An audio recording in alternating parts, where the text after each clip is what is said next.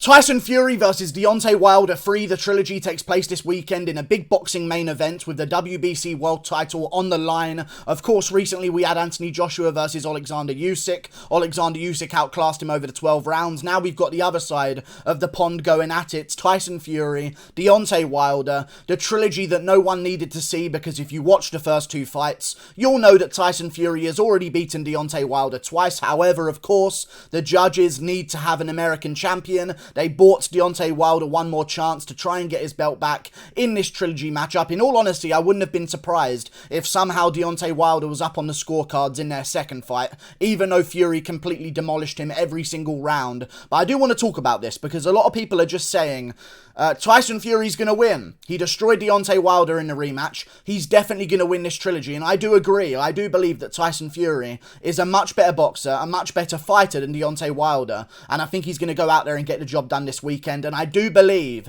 it will happen by TKO again. However, Deontay Wilder is still Deontay Wilder. I understand that he did take that KO loss to Tyson Fury, but the towel was thrown in. It's not like he got laid out cold on his face and his chin's never going to be the same again. He was still upright. He was still throwing some shots back. Now, fair play, he was never going to win that fight because he was completely exhausted, completely beaten up, and they threw in the towel, very rightfully so. But he didn't get completely demolished in a way that he's no longer got a chin. Is his chin ever going to be the same again? You know what I'm saying? So I feel like this is still Deontay Wilder. He's got another chance against Tyson Fury, and he's still got that one big punch that can put Tyson Fury out cold, regardless of how much better Tyson Fury is as a boxer. Deontay Wilder's got big power, but I feel like the main difference that we've seen here is now Deontay Wilder has to worry about the power coming back from Tyson Fury. And I don't think that Deontay Wilder's really had to worry about that in any fight of his entire career, other than maybe the first Luis Ortiz fight where he got rocked at one moment and had to come back and get a TKO afterwards. Even still, he's never really been put down. I know he got finished in the Olympics, even by, I think, the guy that Alexander Usyk beat for his gold medal. I believe that guy actually beat Deontay Wilder in the Olympics. But as a pro, he's never been, like, laid out. He's never been put down really badly and, like, flatlined by anyone. So he's never really had to worry about power coming back his way. I feel like against Tyson Fury, the memory of him getting dropped by Tyson in the second fight, the memory of him getting rocked by Tyson in the second fight as well and just beating around the ring non-stop, the body shots that he took in the second fight as well. I believe Tyson Fury even dropped him with a body shot in their rematch. I feel like Deontay Wilder, as a guy who's known to be the guy that lands the KO blow, is not going to be able to do it with the same amount of clarity as he once did, because now he has to worry, and really worry, about getting clocked back by a massive giant of a man, Tyson Fury, cracking him over the head and putting him down for good.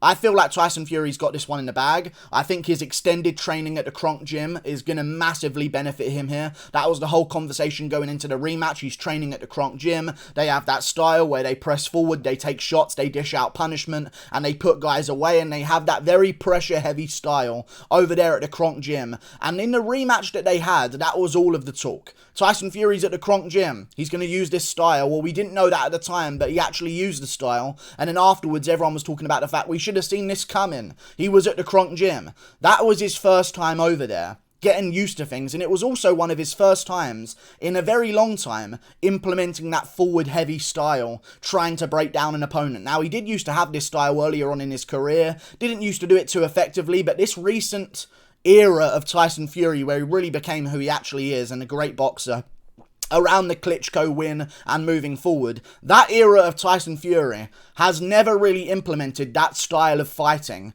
until he took on Deontay Wilder in a rematch. So now, he's experienced putting that game plan together in the ring, which he hadn't done before. He's going to have more time at the Cronk Gym. I think he's going to do the exact same game plan again. There's no way. I think he'll maybe go about it a little bit more calculatedly because he knows that Deontay Wilder is going to be looking for that one big shot earlier on. I think even in the rematch when Tyson Fury was stepping into the ring, I think he thought to himself, you know what, Deontay Wilder's probably going to try and stick in there, land a punch later on when I get a little bit more sloppy, because that's when he got knocked down in the first fight. But I feel like this time I think he's going to be more aware of Deontay Wilder swinging back some real heat in those early rounds, because you can't tell me that Deontay Wilder doesn't fear the later rounds against Tyson Fury. He's all fast twitch muscle. We just saw this with Anthony Joshua. When boxing reaches a certain level of technique and skill, the athleticism, and it's not even athleticism, because athleticism can come in many different forms. the athleticism of speed no longer seems to matter. When you've got all that fast twitch muscle like Deontay Wilder, Anthony Joshua doesn't really have it as much, but he does have the more fast twitch muscle over Alexander Usyk. You're never going to be okay in those later rounds against these other guys like Alexander Usyk, like Tyson Fury, who can just not put absolutely everything into their shots, but still sting you, still rock you, still drop you, and just wear on you throughout the entire fight, 12 rounds long. I think Deontay Wilder's going to be a little bit more urgent. I think it's going to lead to an earlier finish for Tyson Fury, and I think that Tyson Fury's going to get himself maybe a 5th round, I'll say a 5th round TKO, probably to like body shots as well. I think he's going to implement a lot more body shots on Deontay Wilder, try and go low with a lot of shots on him, ripping body shots against the cage. Sorry, I'm an MMA fan here. Ripping body shots against the ring, as Deontay Wilder is against the corner. What we saw in the second fight is that Tyson Fury would sort of charge at Wilder against the corner, pepper up his head, and then sort of clinch up, wear on him, put his weight over him, get him in sort of like a front headlock position. Either way, I think in this rematch, he's going to get Deontay Wilder up against the ring, threaten him up high with something to make him not really want to throw back and commit with any big shots, and then start ripping the body against the edge of the ring. And I think the body shots are going to be a huge factor here, not to mention that Deontay Wilder's excuses are just very interesting. I honestly, listen, the gloves, he's slapping him inside the glove. Like, that is so obvious to me, I don't even know how it's a discussion anymore. Okay, anyone who's worn gloves, you can slap with the glove. And you can just sort of set up a shot with a slap and then follow up behind it with a real punch. That's just what happens in boxing. You know what I mean? But, either way, Deontay Wilder had a problem with that. If Deontay Wilder really wanted to have a problem with something and have an excuse, he should have just stuck to that very one. I think the pads were a bit off. Fair enough, like his own trainer was watching Fury put the pads on, so there's no way they could have been off, because he tested the pads, he tested the gloves on the hands, and he was like, okay, this is fine, put it on, watched him put it on multiple times. It's just like, there's no way around that, but I think Deontay should have stuck with that one excuse. Because when you start chucking in, my fucking trainer spiked my drink, that is when it just becomes like, okay, now all of your excuses are completely invalid. That suit might have been heavy for him. It might have wore down his legs a little bit before a fight, and it should have been maybe a problem. He's doing it again with another suit this time, though. So I feel like he's made so many different excuses. He's spread his excuses too thin. And there's no consistent one narrative that he has. I think he's a real sign of weakness here. I think he's going to lose this fight to Tyson Fury. And I just like the fact that now Tyson Fury's got a whole bunch more time at the Cronk Gym. And he's going to have implemented it before in the ring. He's going to have implemented it more in the ring. He's had that experience in the biggest bright lights against Deontay Wilder in their massive rematch. And I think just having that experience and having this last, what has it been, a whole fucking year? Actually, Jesus Christ, when's the last time they fought? February of 20... What? Oh my god, I'm going to die in fight. What? How?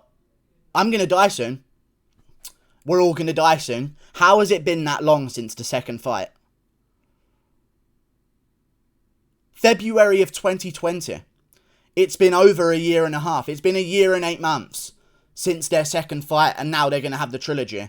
All that time, Tyson Fury's been preparing the Cronk style, training at the Cronk Gym, and getting himself ready to do it again. And I think now that he's had all of that more experience to do so, he's only going to get better within that style. Because when you change up your styles and try a new style, you kind of start over again from day one. Tyson Fury's never going to get that much better at being a technical boxer, but the improvements that he can make at being a bruiser, a cruiser that just comes forward and just starts swinging and puts it on people like a Cronk style, he's going to make way more improvements in that realm because he was so new to it when he first started training over there. I feel like it's going to be a big problem to Deontay Wilder. I don't think he's ever going to catch up to the technical boxing skill of Tyson Fury, and I just don't like his attitude in this whole build-up, not looking at Tyson Fury, not wanting to engage with him, saving all of his words for the cameras when Fury's not there. It's like he doesn't want to say things on stage with Fury because he knows that Fury's going to have some slick comeback for him and just completely embarrass him whenever he says it. So, very interesting. I'm going to go with Tyson Fury. I think this is still the same sort of risk level of fight. I think Tyson Fury should have been the favourite in the rematch. Of course, Fury's going to be more in boxing shape now than he's ever been because he's been back in there for a long time. We haven't seen him completely inflate into a man who ate Tyson Fury. He's stayed in good shape. I think this is going to be the best Fury we've ever seen. I know Deontay Wilder's going to try and go to the body here because that's all I'm seeing from his training videos. I know people are talking about his footwork and how he's looking a little bit more fast and he's working on his combos. One thing I'm seeing unanimously across the board in every single Deontay Wilder pad hitting video I've seen is him hitting body shots. But I don't think that's going to work on old jiggly belly Fury. I've watched people hit Fury's belly, he just chuckles it on. You know what I mean? It's just like, right, the love handles are going to go a-flapping, and he's just going to keep jiggling his way to success. I don't understand how the body shots are going to be effective here, and I think Fury's going to beat him to those body shots, along with a more forward momentum style, and I think he wins this one. I think he wins it by KO. I know there's a big chance that maybe he gets cracked with a big shot here because maybe he sort of underestimates Wilder a little bit, you know, because of all the excuses. It's really hard to take a man like that seriously.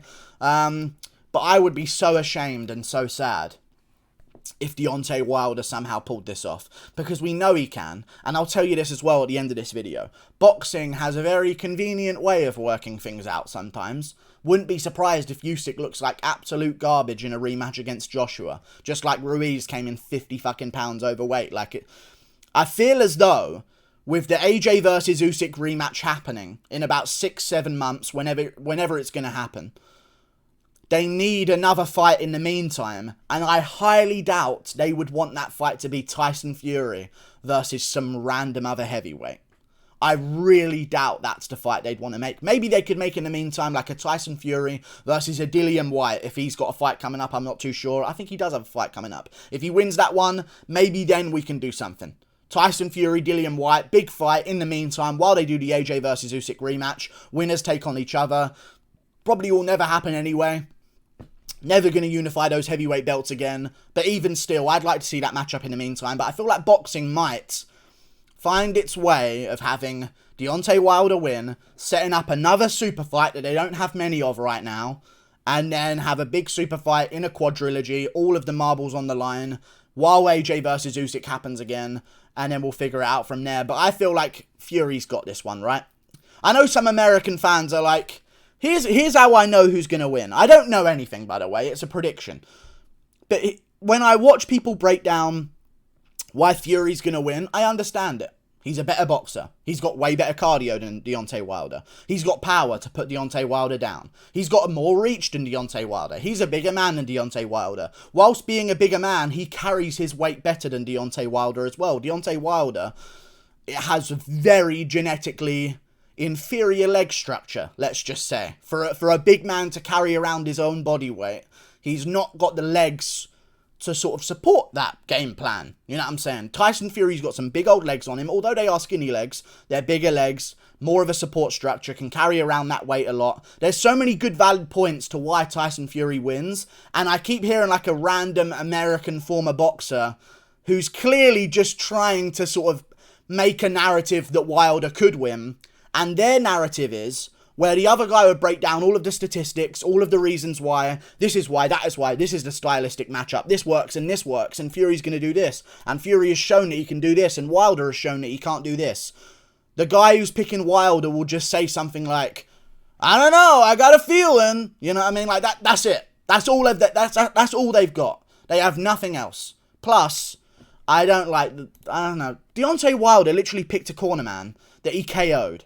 I understand he's probably a good corner man anyway, and he's probably a good trainer anyway, but that just screams to me you're looking for a yes man. You're looking for a guy who's going to train you to where you can say at some point in that training, yeah, but I beat you though, so how do you know?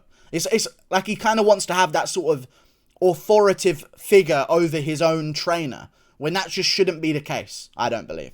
But, you know, we'll see how it goes. Wilder could win, could land that big punch. I just know the two storylines that people are saying for their predictions. One of them's got all of the facts, all of the evidence, and the other one is some random American guy going, I got a feeling, man. I got a feeling he's going to land that big punch, man. I just got a feeling. You know, the Lord came down and spoke to me yesterday, and he said that Deontay Wilder will be the heavyweight champion of the division in the WBC, and he will win the title again.